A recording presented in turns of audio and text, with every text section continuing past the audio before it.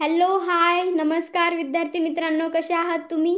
मी आकांक्षा ma'am आज घेऊन आलेली आहे एक मजेशीर कॉन्सेप्ट तुमच्यासोबत, ज्याचं नाव आहे structure of plant cell. Plant सेलला आपण एकदम इझिएस्ट वेमध्ये आज शिकणार आहोत. मेनली प्लांट सेल कशामध्ये येते? युकॅरियोटिक सेलमध्ये. ऑब्विसली युकॅरियोटिक सेलमध्ये काय येतं? प्लांट सेल येते, त्याचबरोबर प्रोटिस्ट येतात, त्याचबरोबर ॲनिमल्स येतात, फंजाय. त्यातला पहिला पार्ट म्हणजे प्लांट सेलला आपण डिटेलमध्ये पाहणार आहोत. डिटेल म्हणजे नेमकं ओव्हरव्ह्यू काय आहे, स्ट्रक्चर कसं असतं, कोणते ऑर्गेनल प्रेझेंट असतात, हे सर्व काही आपण आज शिकणार आहोत. ओके, पुढे जाऊया. What exactly the eukaryotic cell? आता मला सांगा एक्झॅक्टली युकॅरियोटिक सेल म्हणजे काय. आपण मागच्या क्लासमध्ये पाहिलं की प्रोकॅरियोटिक सेल काय असतात, जे प्रिमिटिव्ह असतात, ज्याच्यामध्ये न्यूक्लियस नसतं. त्याच्याच अपोजिटमध्ये जाऊन आपण काय शिकणार आहोत? युकॅरियोटिक सेल. यू म्हणजे काय? Yes, true. कॅरी ऑन म्हणजे काय? न्यूक्लियस, ज्याच्यामध्ये ट्रू न्यूक्लियस असतं, ज्याच्यामध्ये मेम्ब्रेन बाउंड न्यूक्लियस असतं किंवा मेम्ब्रेन बाउंड ऑर्गेनल्स असतात, त्याला आपण म्हणतो युकॅरियोटिक सेल. सेल स्ट्रक्चर कशा प्रकारे असतं? Surrounded by cell membrane, plasma membrane, जे ॲनिमल सेलमध्ये प्रेझेंट असतं. प्लांट सेलमध्ये काय प्रेझेंट असतं? सेल वॉल असतं, मिडल लॅमेला असतो, ते आपण आज पाहणार आहोत. कंटेन मेम्ब्रेन बाउंड ऑर्गेनल, हे खूप जास्त इम्पॉर्टंट आहे. प्रोकॅरियोटिक सेलमध्ये नॉन मेम्ब्रेन बाउंड ऑर्गेनल होते, तर युकॅरियोटिक सेलमध्ये काय आहे? मेम्ब्रेन बाउंड ऑर्गेनल आहेत. फॉर एक्झाम्पल मायटोकॉन्ड्रिया झालं, एंडोप्लाझमिक रेटिक्युलम, गोल्जी ॲपॅरेटस, लायझोझोम, व्हॅक्युओल, या सर्व ऑर्गेनलच्या बाजूला मेम्ब्रेन असतं. ओके, म्हणजे भिंत असते. आणि ते सर्व कशामध्ये येतात? युकॅरियोटिक सेलमध्ये येतात. जेनेटिक मटेरियल काय असतं याच्यामध्ये? तर जेनेटिक मटेरियल असतं डीएनए. डीएनएचा लॉंग फॉर्म कोण सांगेल मला? Deoxyribonucleic acid, enclose with the nuclear envelope inside the nucleus. न्यूक्लियसच्या आतमध्ये डीएनए प्रेझेंट असतं. Size larger and more complex than the prokaryotic cell. Prokaryotic सेलपेक्षा युकॅरियोटिक सेल जे आहेत ते जास्त कॉम्प्लेक्स स्ट्रक्चर असतं. शो कंपार्टमेंटलायझेशन, त्याच्यामध्ये कंपार्टमेंट असतात, प्रत्येक ऑर्गेनलचं वेगळं मेम्ब्रेन असतं, त्याला आपण कंपार्टमेंटलायझेशन म्हणतो. Each organelle perform the function, specific function perform करतात प्रत्येक ऑर्गेनल. एक्झाम्पल काय आहे? कुठे कुठे पाहायला भेटतात आपल्याला युकॅरियोटिक सेल? प्लांट्समध्ये, ऑब्विसली ॲनिमल्स आपल्यामध्ये, फंजायमध्ये, प्रोटिस्टमध्ये. की आयडिया काय पहा? Both plants and animal cell are eukaryotic cell, हे तर आम्हाला माहितीच आहे. But plant cell have extra structure like cell wall, chloroplast, large vacuole and plastid. Mainly आम्हाला काहीच नाही कळलं. का नाही कळालं? पहा, प्लांट सेलमध्ये एक्स्ट्रा स्ट्रक्चर असतं. काय? सर्वात मोठं व्हॅक्युअल असतं. ॲनिमल सेलमध्ये व्हॅक्युअल छोटंसं असतं. क्लोरोप्लास्ट असतं. का? कारण प्लांट काय करतात? फोटोसिंथेसिस करतात, त्यासाठी प्लांटमध्ये क्लोरोप्लास्ट असतं. सेल वॉल असतं फक्त प्लांटमध्ये, आउटर मेम्ब्रेनला सेल वॉल प्रेझेंट असतं. ॲनिमल्समध्ये सेल वॉल अबसेंट असतं. सेल वॉल काय करतं? स्ट्रक्चर प्रोव्हाइड करतं प्लांटला. And in animal cell contain centriole. बघा इथं डिफरन्स होऊन गेला तुमचा प्लांट आणि ॲनिमल सेलचा. ॲनिमल सेलमध्ये काय प्रेझेंट असतं? सेंट्रिओल प्रेझेंट असतं, जे की सेल डिव्हिजनसाठी इम्पॉर्टंट आहे. कळालं का सर्वांना? कळालं जरी नसेल तरी आपण एकदम सिंपल गोष्टीच्या फॉर्मॅटमध्ये पाहणार आहोत, तर शेवटपर्यंत व्हिडिओ पहा. इथं मी ओव्हरऑल स्ट्रक्चर दिले, ओव्हरव्ह्यू दिलाय स्ट्रक्चरचा, की एक्झॅक्टली स्ट्रक्चर कशा प्रकारे असू शकतं प्लांट सेलचं. आपण पाहिलं की प्लांट सेल कशा प्रकारे असू शकतात, रेक्टँग्युलर तर असू शकतात किंवा पॉलिगोनल तरी. तर त्यातलाच प्रकार आपण आज पाहणार आहोत, प्लांट सेल कशा प्रकारे आहे. सेल वॉल, ऑब्विसली आउटर साईडला काय असतं प्लांट सेलमध्ये बाबा? सेल वॉल असतो, सेलची भिंत असते. त्यानंतरचं लेअर काय आहे? Middle lamella. कसं लक्षात ठेवायचं? प्लाझ्मा मेम्ब्रेन आणि सेल वॉलच्या मध्ये आहे, म्हणजे मिडलला आहे, म्हणून त्याला काय म्हटलं? Middle lamella. नंतर येतं मायटोकॉन्ड्रिया, जे पॉवर हाऊस आहे, जिथं एनर्जी प्रोडक्शन होते in the form of ATP.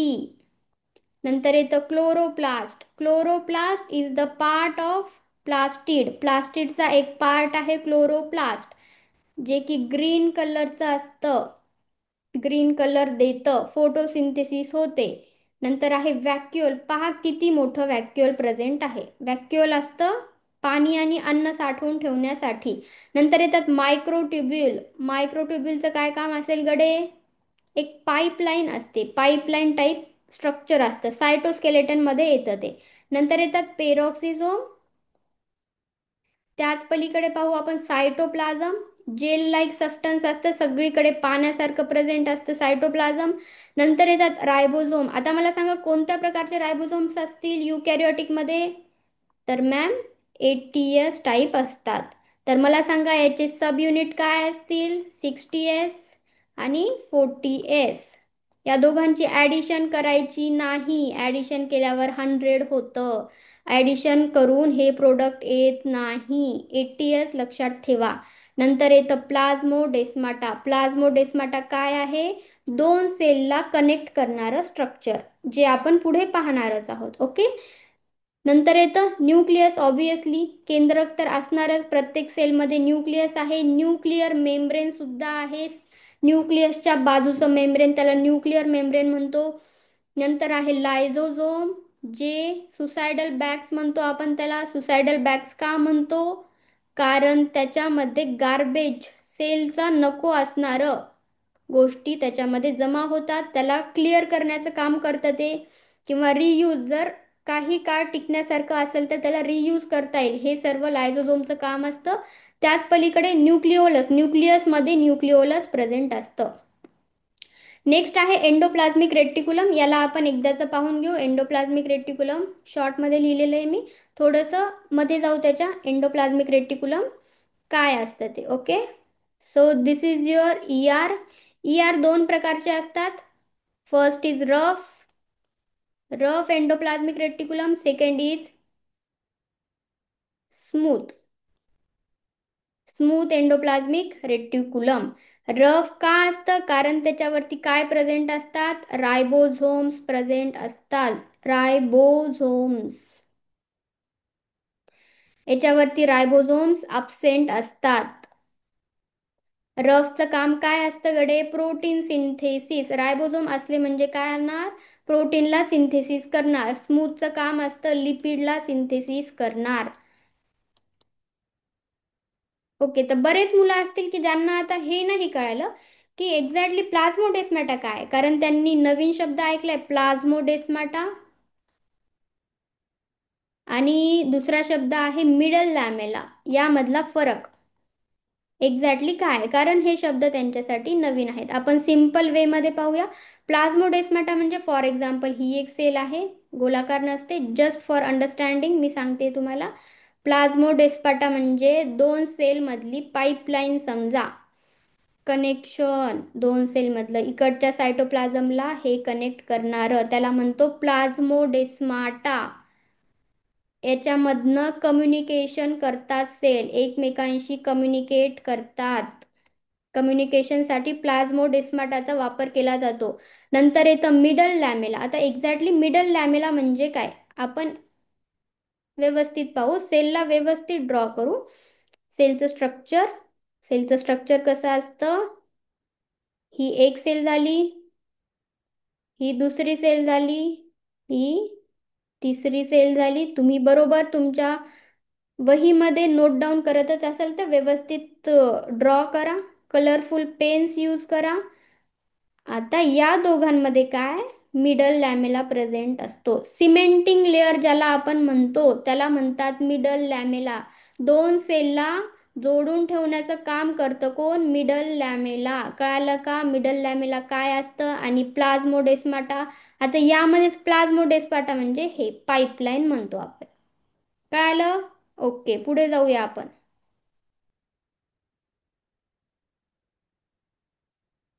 Yes. आता काही जण म्हणतील मॅम NCERT मध्ये तर डायग्राम आहे, ती आम्हाला समजावून सांगा.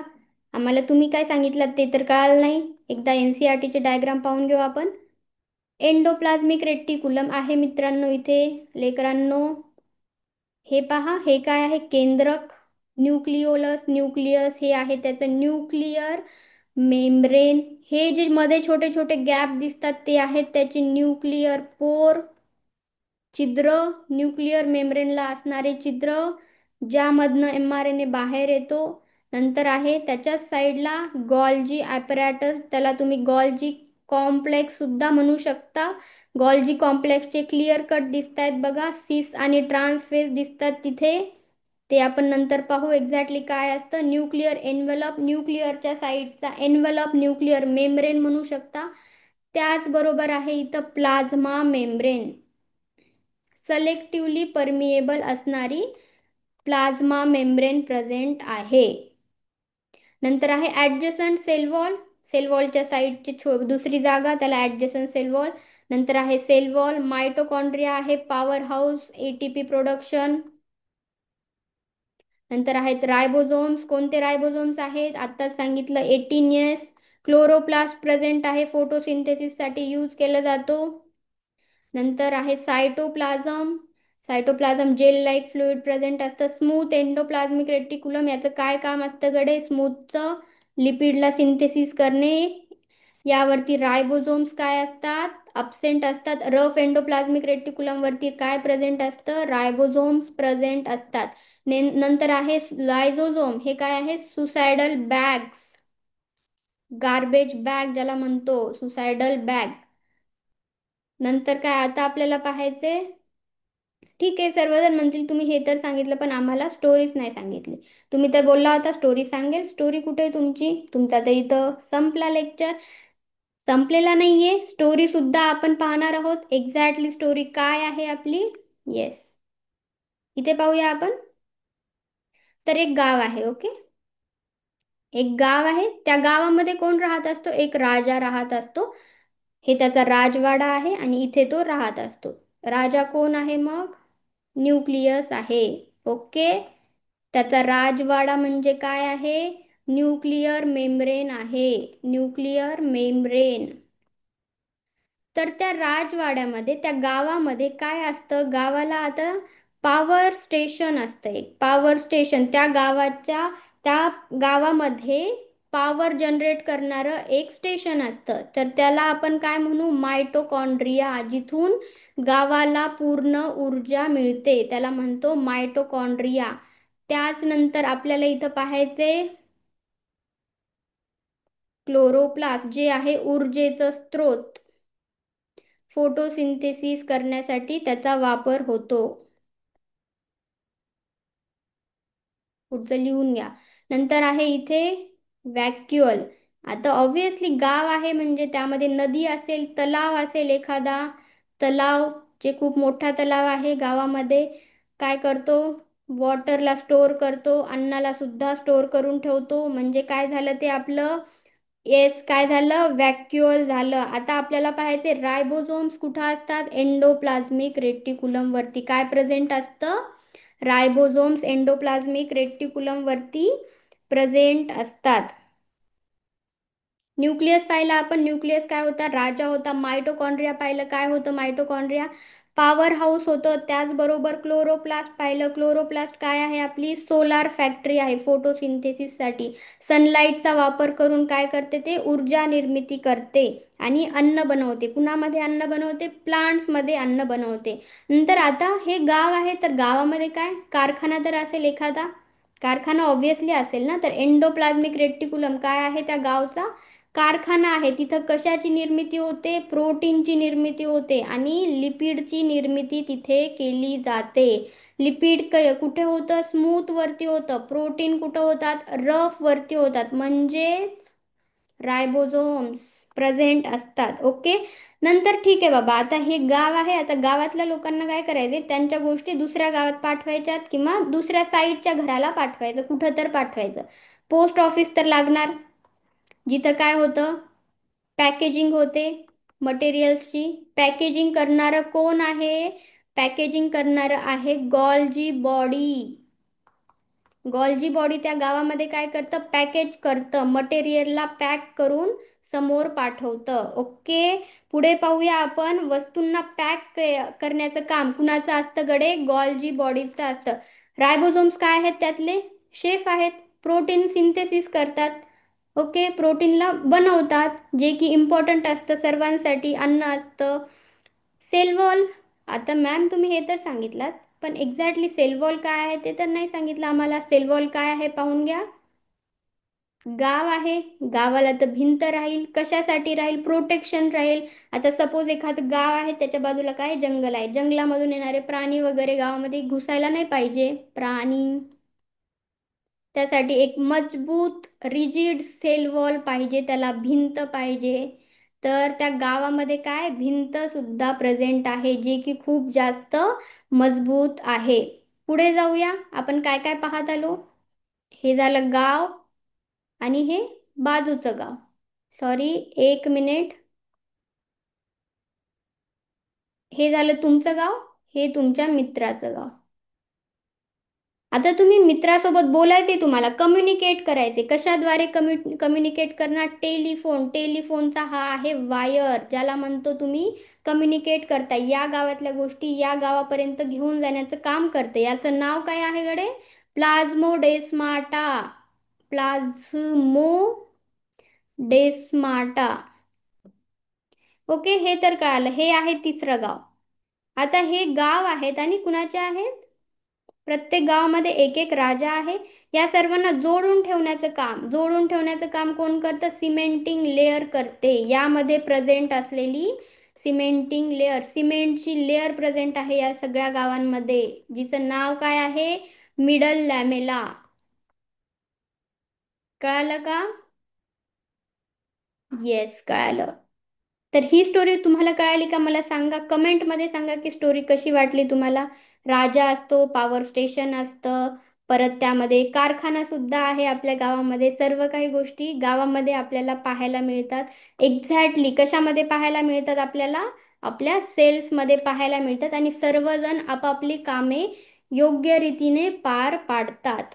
अशाच प्रकारे आपण आज इथे थांबूया, आणि उद्याच्या लेक्चरमध्ये आपण पाहणार आहोत की प्लांट सेल तर आज पाहिली, ॲनिमल सेल कशा प्रकारे आहे, ॲनिमल सेलची सुद्धा आपण स्टोरी अशाच प्रकारे जाणून घेणार आहोत, जे की तुमच्या डोक्याच्या बाहेर कधीच नाही जाणार.